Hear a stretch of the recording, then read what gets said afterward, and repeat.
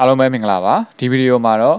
ဒီ automatic wire stripper လေးဘယ်လိုအသုံးပြုရတယ်လဲပြီးတော့ဒီမှာဘာတွေအသုံးပြုလို့ရတယ်လဲဆိုတာကိုဒီမှာပြောပြပေးချင်ပါတယ်နောက်ပြီးတော့ဒီကောင်လေးကိုကျွန်တော်တို့ဝယ်ယူခြင်းတယ်ဆိုလို့ရှိရင်လည်းဒီ M&N Electronic Shop Pay Messenger မှာကျွန်တော်တွားပြီးတော့ဝယ်လို့ရပါတယ်အဲ့တော့ကျွန်တော်ဒီကောင်လေးဘာတွေသုံးလို့ရတယ်လဲသူ့မှာဘာ function တွေပါတယ်လဲဆိုတာကိုအရင်ဆုံးဒီမှာပြောလိုက်မယ်ဒီကောင်ကဒီမှာ automatic wire stripper ဆိုတဲ့အတိုင်းသူ့မှာဒီကောင်ကျိုးနှွာလို့ရမယ်ပြီးရင်ကျိုးတွေကျွန်တော်တို့ဒီကျိုးတွေကိုဖြတ်တဲ့အခါမှာဆိုရင်လည်းဒီကောင်နဲ့ဖြတ်လို့ရမယ်ပြီးရင်ဒီကျိုးတွေမှာတက်တဲ့ cable let တွေကျွန်တော်တို့ညှက်တဲ့အခါမှာဆိုရင်လည်းဒီကောင်နဲ့ညှက်လို့ရတယ်အဲ့တော့ဒီကောင်ကကျိုးနှွာတာပဲဖြစ်ဖြစ်ကျိုးဖြတ်ချင်တာပဲဖြစ်ဖြစ် cable let တွေညှက်ချင်တာပဲဖြစ်ဖြစ်ဒီကောင်တစ်ခုတည်းနဲ့ကျွန်တော်တို့အသုံးပြုလို့ရမယ်ဒီမှာဆိုရင်ဒါ cable let ညှက်တဲ့ကောင်ပါမယ်ဒီမှာကျိုးဖြတ်မဲ့ကောင်ကျိုးဖြတ်လို့ရတဲ့ဟာလေးပါမယ်ဒီကောင်ကတော့ဒါကျိုးနှွာတဲ့ဟာနော်ဒီမှာဒီထဲကိုကျွန်တော်ထည့်ပြီးတော့ကျိုးနှွာရမယ်ဒီကောင်လေးကဘယ်အတွက်ထည့်ထားတယ်လဲဆိုလို့ရှိရင်ဒီကောင်ကကြတော့ကျွန်တော်ဒီကျိုး site ပေါ်မှာမူတည်ပြီးတော့ဒီကျိုး site တွေပေါ်မှာမူတည်ပြီးတော့အကြီးသေးပေါ်မှာလိုက်ပြီးတော့ဒီကောင်လေးကိုကျွန်တော်တို့ချိန်ကြီးလို့ရမယ်ချိန်ကြီးတဲ့အခါမှာဒီအသွားလေးကအတိုးလျှော့နဲ့လှုပ်ပြီးတော့ကျိုးကြည့်ရင်ကြီးသလိုသေးရင်သေးသလိုကျွန်တော်ဒီမှာဒီကောင်ကိုလှည့်ပြီးတော့ချိန်လို့ရမယ်နောက်ပြီးတော့ဒီကောင်လေးပါတယ်ဒီကောင်ကကြတော့ကျိုးကျွန်တော်တို့နှွာတဲ့အခါမှာအတိုင်းပေါ့ဒီမှာဆိုရင်ဒါဒီကောင်ကိုကျွန်တော်တို့ခွာမယ်ဆိုဒီထဲကိုကျွန်တော်ထည့်ရမယ်ထည့်ပြီးရင်ဒီထွက်နေတဲ့အပိုင်းလေးဘယ်လောက်ထွက်ချင်တာလဲဆိုတာကိုဒီကောင်လေးနဲ့ကျွန်တော်တိုင်းလို့ရတယ်ဒီမှာဒီကိုဒီမှာထောက်ပြီးတော့နှွာလိုက်မယ်ဆိုရင်နောက်တစ်ချောင်းကိုလည်းကျွန်တော်ဒီမှာထောက်ပြီးနှွာလိုက်မယ်ဆိုရင်သူထွက်လာတဲ့ဒီကြိုးစားဟာအတူတူပဲကျွန်တော်တို့ဖြစ်လိမ့်မယ်ကြိုးစားလေးဟာအတူတူပဲဖြစ်လိမ့်မယ်ပြီးရင်ဒီမှာဒီကောင်လေးကဒီမှာဒီတိုင်းဆိုရင်ဒီဘက်ကိုဆွဲလို့မရဘူးအဲ့တော့ဒီမှာဒီကောင်ကိုအပေါ်ကိုမှတင်လိုက်မယ်တင်ပြီးတော့ထားခြင်းတဲ့နေရာကိုရောက်ပြီဆိုရင်ဒီဘက်ကိုပြန်ဖိချလိုက်မယ်ဒီမှာဆိုရင်ဒီကောင်လေးကလည်းအဲ့ဒါမျိုးဒီပါတယ်တချို့ဒီကောင်ဒါမျိုးလေးတွေတော့ပါတယ်ဒါပေမဲ့ဒီလိုဒီဘက်ကိုလည်းတွန်းလို့ရတယ်ဒီဘက်ကိုလည်းဆွဲလို့ရတယ်ဒီကောင်လေးကကြာဒီဘက်ကိုလှန်ပြီးတော့မှကိုထားခြင်းတဲ့နေရာကိုရောက်ပြီဆိုရင်ဒီမှာပြန်ပြီးဒီဘက်ကိုဖိချလိုက်မယ်အဲ့ဒါဆိုဒီမှာထစ်သွားတယ်နော်အဲ့ဒါလေးပါမယ်ပြီးတော့ဒီကောင်ကျိုးနှွာလို့ရမယ် site တွေကိုလည်းဒီမှာရေးထားတယ်ဒီမှာဆိုရင် American wire gate အနေနဲ့ဆိုလို့ရှိရင် temp to ဒီမှာ24 AWG အထိကျွန်တော်တို့ဒီမှာဒီကောင်အသုံးပြုလို့ရမယ်အဲ့ဒါကိုမီလီမီတာနဲ့ကျွန်တော်တို့ပြောမယ်ဆိုရင် 0.2 to 6 mm square အထိဒီမှာအသုံးပြုလို့ရမယ်เนาะဒါကကျိုးကျွန်တော်တို့နှွာလို့ရမယ် site 0.2 mm square ကနေပြီးတော့6 mm square အထ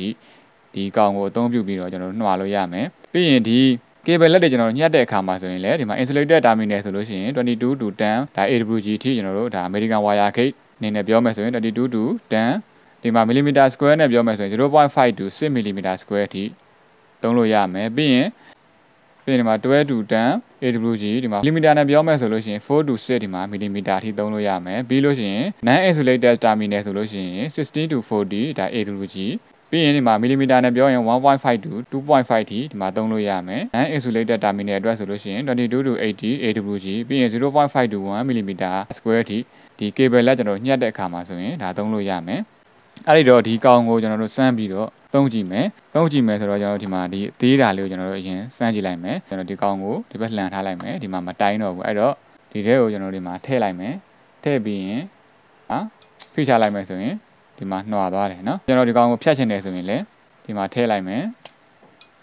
ဒီမှာပြတ်သွားတယ်အဲ့ဒါကိုကျွန်တော်တို့ဒီမှာကျိုးအကြီးသေးပေါ်မှာလိုက်ပြီးတော့ဒီမှာသူ့မှာအပေါင်းနှုတ်လေးလည်းဒီမှာပြထားတယ်ကျိုးသေးတယ်ဆိုရင်ဒီဘက်ကိုကျွန်တော်တို့လှည့်ပေးရမယ်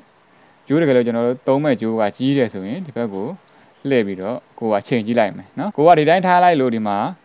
ဒီတိုင်းကျွန်တော်ညှက်ကြည့်လိုက်တယ်ညှက်ကြည့်လိုက်လို့ဒီမှာကျိုးသားတွေပါတယ်ဒီမှာအောက်ကိုထိတယ်ဆိုလို့ရှိရင်ဒီကောင်ကိုကျွန်တော်ဒီဘက်ကိုလှည့်ပြီးတော့လျှော့ပေးရမယ်အဲ့လိုမှမဟုတ်ဘူးကျွန်တော်ဒီကျိုးကိုကျွန်တော်သုံးတဲ့အခါမှာတိတ်ပြီးတော့ဒါမျိုးညှက်လိုက်တဲ့အခါမှာမပြတ်ဘူးဆိုလို့ရှိရင်ဒီကောင်လေးကိုဒီဘက်ကိုလှည့်ပေးရမယ်အပေါင်းဘက်ကိုလှည့်ပြီးတော့တင်းပေးရမယ်တင်းပေးလို့ရှိရင်ဒီဝါယာသားလေးကိုကျွန်တော်တို့ကောင်းကောင်းပြတ်ပြီးတော့ဒါမျိုးလေးပါသွားမယ်เนาะအဲ့တော့ဒီကောင်ကကျွန်တော်ဒီမှာဖြတ်ကြည့်လိုက်မယ်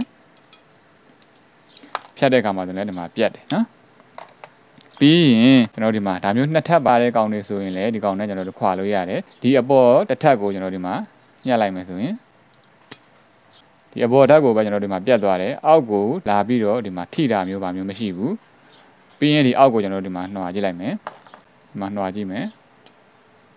အောက်ကဟာလည်းကျွန်တော်တို့ဆင်ပြေတယ်နော်ဒီမှာကျွန်တော်ဒါမျိုးဒီအပေါ်ကိုကျွန်တော်နှွာတဲ့အခါမှာဒါမျိုးမပြတ်ဖဲနေတာပဲဖြစ်ဖြစ်ဒီအောက်ကအသားကိုထိတာပဲဖြစ်လို့ရှိရင်ကျွန်တော်ဒီကောင်လေးကိုလှည့်ပြီးတော့ချိန်ပြီးတော့သုံးလို့ရတယ်เนาะဒါကတော့ကျွန်တော်ဒီမှာ quality ဖြစ်တဲ့အတွက်အပေါ်ရန်လေးပဲကျွန်တော်ဒီမှာပြတ်သွားတယ်เนาะပြီးရင်ဒီမှာဒီကောင်ဒီကျိုးဆိုရင်ကျွန်တော်ဒီမှာတော်တော်ကိုတုတ်တယ်ကျွန်တော်ဒီမှာသုံးကြည့်လိုက်မယ်ဒီမှာအဆင်ပြေတယ်เนาะ ဟုတ်ပြီနော်ဒီ wire stripper လေးကိုဝယ်ယူခြင်းနဲ့ဆိုလို့ရှိရင်เนาะဒီ MNL Electronic Shop Pay Messenger မှာတွားရောက်ပြီးတော့ဝယ်ယူလို့ရပါတယ်အဲ့တော့ဒီမှာဒီကောင်ဒီ wire stripper လေးဒီ automatic wire stripper လေးဘာတွေသုံးလို့ရတယ်လဲဘယ်လိုအသုံးပြုလို့ရတယ်လဲဆိုတာကိုနားလည်လိမ့်မယ်လို့ထင်ပါတယ်เนาะဒီဗီဒီယိုကိုကြည့်ပြီးတော့ဘုသူတတစုံတရာရရှိတယ်လို့ခံစားရတယ်ဆိုလို့ရှိရင်ဒီဗီဒီယိုရဲ့ comment မှာတစ်ခုခုမှန်ပေးသွားခဲ့စေချင်ပါတယ်ခင်ဗျာဒီဗီဒီယိုလေးကဒီလောက်ပါပဲအားလုံးကိုကျေးဇူးတင်ပါတယ်ခင်ဗျာ